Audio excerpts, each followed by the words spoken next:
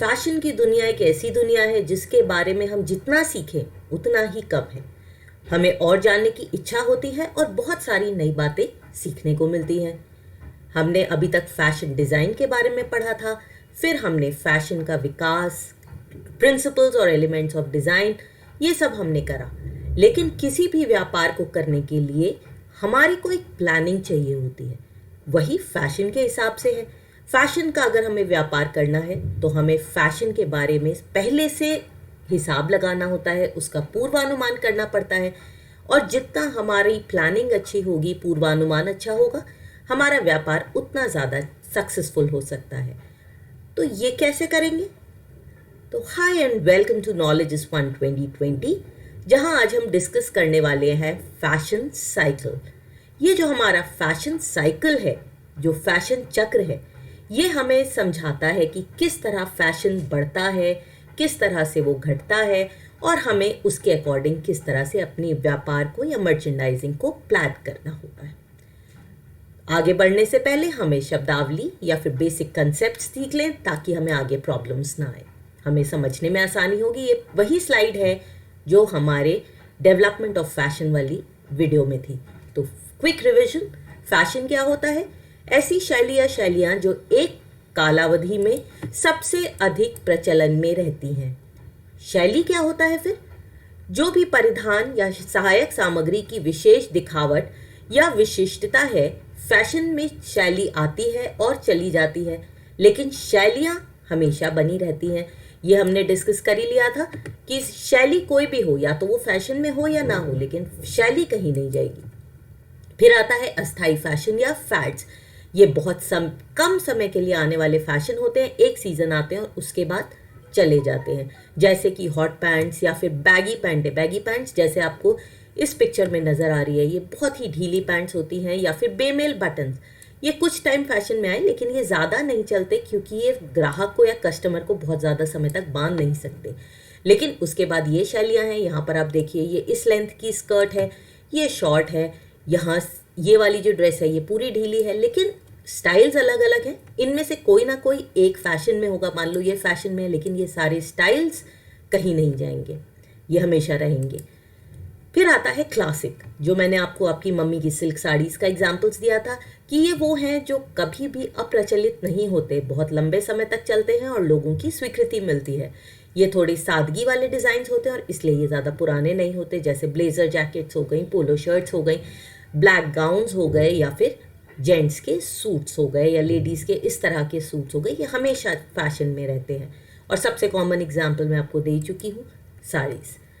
अब देखते हैं कि ये फैशन चक्र क्या है। ये हमारा एक बहुत छोटा सा वीडियो है, लेकिन ये बहुत ही इम्पॉर्टेंट है किसी भी फैशन की स्टडी के लिए। तो इसमें हमारी जो सबसे पहली स्टेज होती है वो होता है इंट्रोडक्शन या फिर शैली की प्रस्तुति। अब इस समय पर कोई भी जो डिज़ाइनर है वो नए नए डिज़ाइंस क्रिएट करता है और उसको लोगों के सामने पेश करता है। कुछ डिज़ाइंस हिट हो जाते हैं, लोग एक्सेप्ट करते हैं और आगे बढ़ जाते हैं, लेकिन कुछ जो हैं वो यहीं पे ख़त्म हो जाते हैं, आगे नहीं बढ़ते। जो आगे बढ़ते हैं उनकी लोकप्रियता में वृद्धि होती है, धीरे धीरे लोग उसे अपनाने लगते हैं और अपनाने के बाद वो लोकप्रियता की पराकाष्ठा पे पहुंच जाते हैं जब आपको अपने आसपास सब तरफ वही डिज़ाइन नज़र आता है। फिर लोग उससे बोर हो जाते हैं और उसकी लोकप्रियता में कमी आने लगती है और फाइनली लोग क्या करते हैं, उसका परित्याग कर देते हैं और कोई नई शैली या नए स्टाइल को ढूंढते हैं और एक नई फैशन उभर कर आती है। तो जब शैली की प्रस्तुति होती है, कोई भी स्टाइल आता है, तो ये किसी भी डिज़ाइनर का रचनात्मक विचार होता है और वो परिधान को परिवर्तित करता है। ये ज़्यादातर फैशन लीडर्स या फैशन इनोवेटर्स पहनते हैं। ये जो आपको रैंप पे फैशन शोज़ में दिखते हैं, जो हमारे हीरो हीरोइंस पहनते हैं, ये इस तरह की जो है, ये लोग नए फैशन को लेकर आते हैं। वो उसे, जिस फैशन को वो स्वीकार करते हैं, फिर वो आगे बढ़ता है। अवयवों तथा अन्य विवरण बदल कर नया फैशन आता है, जैसे कि रूपरेखा, रंग, आकृति, फिटिंग, अलग अलग फिटिंग्स हो सकती हैं, टेक्सचर्स नए आते हैं, नया फाइबर आता है। इस सब को बदल कर कोई भी डिज़ाइनर नए परिधान को तैयार करता है। ये वस्त्र बहुत महंगे होते हैं क्योंकि इनका उत्पादन बहुत कम होता है और डिज़ाइनर भी यहाँ पर रिस्क लेता है कि ये फैशन आगे बढ़ेगा नहीं या नहीं बढ़ेगा। तो क्योंकि बहुत कम क्वांटिटी में होते हैं तो ये बहुत महंगे होते हैं। उसके बाद हमारी अगली स्टेज आती है, वो है लोकप्रियता में वृद्धि। कुछ फैशंस ऐसे होते हैं जो लोगों को बहुत पसंद आते हैं और इनकी लोकप्रियता जो है वो बढ़नी शुरू हो जाती है। ऐसा नया फैशन बहुत लोगों द्वारा अब खरीदा और पहना जाता है। लोग जब आसपास देखते हैं तो उसे एक्सेप्ट कर लेते हैं। आपने कोई भी नया फैशन देखा हो, अगर आपको याद हो कि कुर्तों के नीचे ये जो शरारे वगैरह चल रहे हैं, बहुत समय पहले मुगलों के टाइम्स में आते थे, लेकिन अब लोगों ने बीच में बंद कर दिया था। फिटिंग वाले शॉर्ट कुर्ते आए थे, अब फिर लंबे कुर्ते आए और शरारा आया। तो ये जो फैशन है जब आता है तो सब लोग नहीं पहनते, लेकिन धीरे धीरे जब हम अपने आसपास देखने लगते हैं तो लोग उसे एक्सेप्ट करते जाते हैं। इस स्टेज में जब लोकप्रियता में वृद्धि होती है तो ये थोड़ा कम महंगा हो जाता है और जो फैशन जागरूक लोग हैं, जो फैशनेबल दिखना चाहते हैं, वो इनको कॉपी करने लगते हैं। तो आप देखो जो बड़े बड़े डिज़ाइनर्स हैं, सब्यसाची है या मनीष मल्होत्रा है, इनके डिज़ाइंस जो और लोग हैं वो उनको, जो फैशन जागरूक लोग हैं, वो कुछ कुछ उसी तरह के डिज़ाइंस अपने लिए तैयार करवा लेते हैं और उन्हें पहनते हैं। अब क्योंकि उत्पादन थोड़ा ज़्यादा हो गया है, डिमांड थोड़ी ज़्यादा बढ़ गई है, तो ये थोड़े कम महंगे होते हैं। फिर जो स्टेज आती है वो है कि इसकी लोकप्रियता की पराकाष्ठा हो जाती है और जो फैशनेबल लोग थे, जो रैंप वगैरह पे जो डिज़ाइनर्स हैं, उन्हें लगता है कि अब ये हमारे लिए नहीं है और वो नई चीज़ें ढूंढने लगते हैं, नए डिज़ाइंस के बारे में सोचने लगते हैं। क्योंकि इन दोनों स्टेजेस के बाद जब तक यहाँ पर आएगा तो उनका नया डिज़ाइन रेडी मिले। तो लोकप्रियता की ये ऊंचाई पर होता है, निर्माता उसकी नकल करने लगते हैं। अब अगर आप चांदनी चौक या जो लोकल मार्केट्स हैं, जो डिज़ाइनर वेयर्स नहीं हैं, वो क्या करते हैं, उन डिज़ाइंस की कॉपी कर लेते हैं। अगर आप चांदनी चौक में जाओगे तो वो कहेगा कि ये सब्यसाची का लहंगा हमारे पास आधे दाम में मिल रहा है।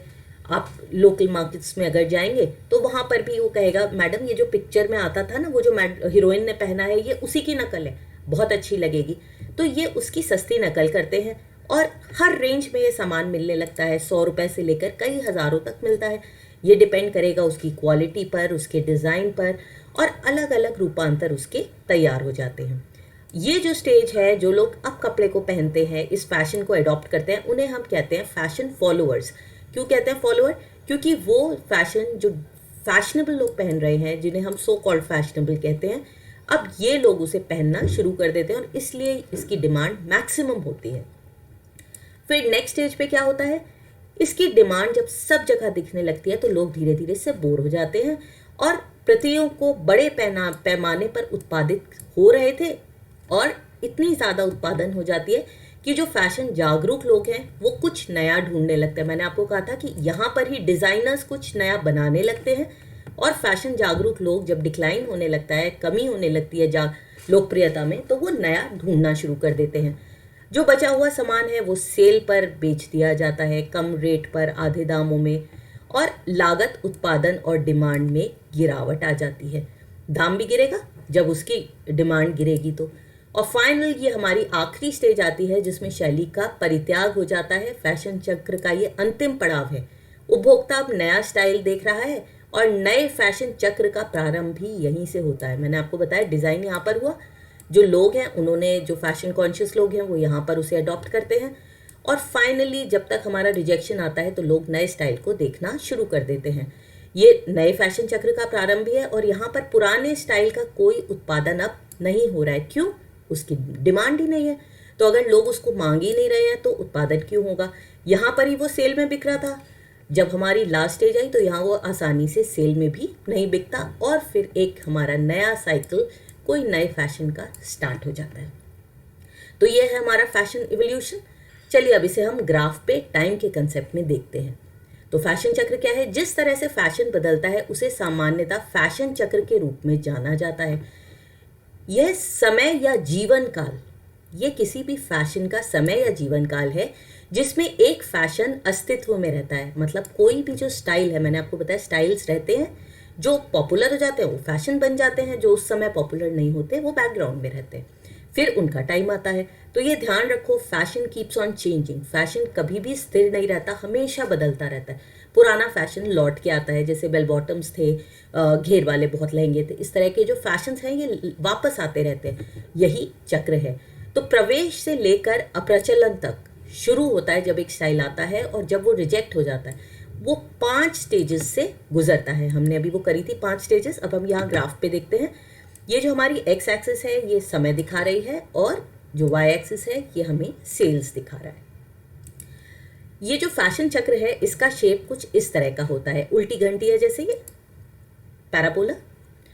जो फर्स्ट है हमारी स्टेज वो थी प्रस्तुति की स्टेज। अब इसमें अगर हम देखें तो डिमांड बहुत ज़्यादा नहीं बढ़ी है, थोड़ी सी बढ़ी है। मतलब पहली जो स्टेज है उसमें डिमांड बस यहाँ तक पहुँची है ना। अब अगली जो स्टेज है वो है लोकप्रियता में वृद्धि। तो समय उतना ही रहा, देखो अब समय यहाँ भी उतना ही है और समय यहाँ भी उतना ही है, लेकिन डिमांड जो है वो यहाँ तक आ गई है। तो कितनी तेजी से डिमांड बढ़ी, ये है लोकप्रियता में वृद्धि। फिर हमारी नेक्स्ट स्टेज आती है पराकाष्ठा, मतलब पीक, ये जो मैक्सिमम है। अब यहाँ पर आप देखो ज़्यादातर जो है इतनी ही डिमांड इसकी रही है और ये इसकी मैक्सिमम डिमांड है। इसके बाद क्या होगा, इसकी लोकप्रियता में कमी आने लगती है और काफ़ी तेज़ी से ये गिरने लगता है और एंड में ये इसका परित्याग हो जाता है, लोग उसे पहनना बंद कर देते हैं। ये है एक नॉर्मल फैशन का साइकिल।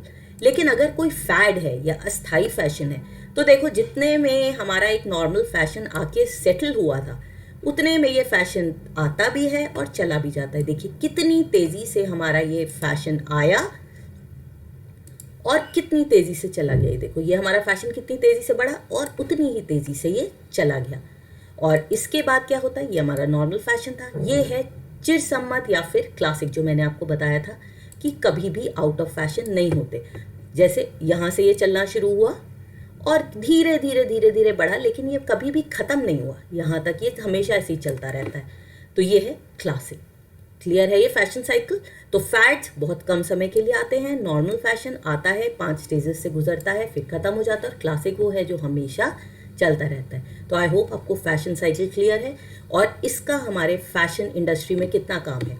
हम ये देखते हैं, अगर हमारा फैशन यहाँ पर है, ऊपर पीक पर पहुँच चुका है, तो हमें क्या करना होगा।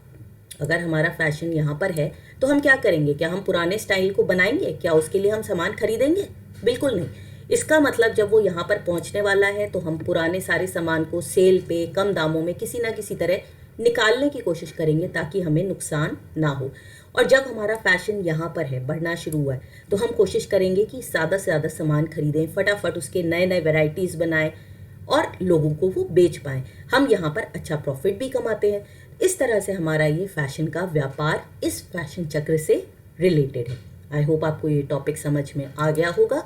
अगर ये अच्छा लगा हो तो इसको थम्स अप ज़रूर देना, इसको शेयर करो अपने फ्रेंड्स से जो इससे रिलेटेड हो, सब्सक्राइब करना मत भूलना चैनल को, और अपना फीडबैक कमेंट्स में ज़रूर देना ताकि अगले वीडियोस में मैं चेंजेस कर सकूं, उनको इम्प्रूव कर सकूं। ओके, अब आप मुझसे फेसबुक और इंस्टा पे भी मिल सकते हैं। कुछ नोट्स भी हो सकता है मैं अब इंस्टा पे डाल दूं, आपको अगर ज़रूरत हो तो आप उनको देख सकते हैं। See you in the next video. Bye bye.